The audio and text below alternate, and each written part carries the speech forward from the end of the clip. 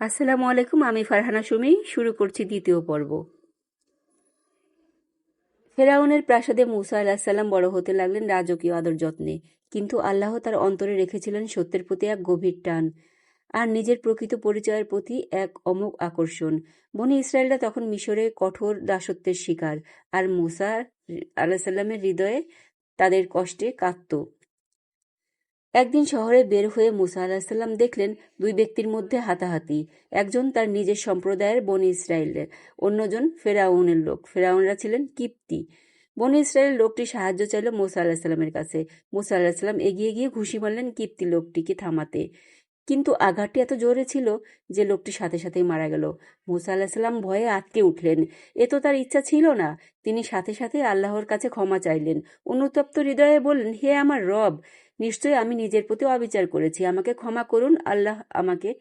আল্লাহ তাকে ক্ষমা করে দিলেন। কিন্তু ঘটনা এখানেই থামল না। পরের দিন আবার শহরে বের হয়ে মুসা আলাহিসাল্লাম দেখলেন সেই একই ব্যক্তি, ইসরায়েলি লোকটি, আর একজনের সাথে ঝগড়া করছে। লোকটি মুসা আলাহিসাল্লামকে দেখে ভয় পেয়ে বলে উঠল, হে মূসা, তুমি কি গতকালের মতো আমাকেও মারতে চাও? এভাবেই গতকালের ঘটনা প্রকাশ হয়ে গেল। খবরটি দ্রুত ছড়িয়ে পড়ল ফেরাউনের দরবারে। ফেরাউনের লোকেরা সিদ্ধান্ত নিল মুসা আলাহিসাল্লামকে হত্যা করার।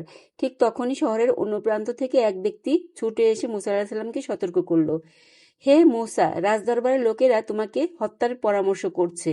তুমি বেরিয়ে যাও, আমি তোমার হিতকাঙ্ক্ষী। মুসা আলাহিসাল্লাম প্রাণ ভয়ে রাতের অন্ধকারে মিশর ছেড়ে বের হয়ে পড়লেন, কোনো পাথেয় ছাড়াই, কোনো গন্তব্য না জেনেই। শুধু হৃদয়ে ছিল একটাই প্রার্থনা, হে আমার রব, আমাকে এই জালিম সম্প্রদায় থেকে রক্ষা করুন। পথ চলতে চলতে তিনি পৌঁছালেন মাদিয়ানের দিকে, ক্লান্ত, ক্ষুধার্ত, নিঃসঙ্গ, কিন্তু আল্লাহর উপর ভরসা রেখে, যিনি একদিন প্রাসাদের রাজকীয় জীবন ছেড়ে আজ মরুভূমির পথে একা একা হাঁটছেন। তার জন্যই আল্লাহ অপেক্ষা করছেন এক নতুন জীবনের সূচনা নিয়ে।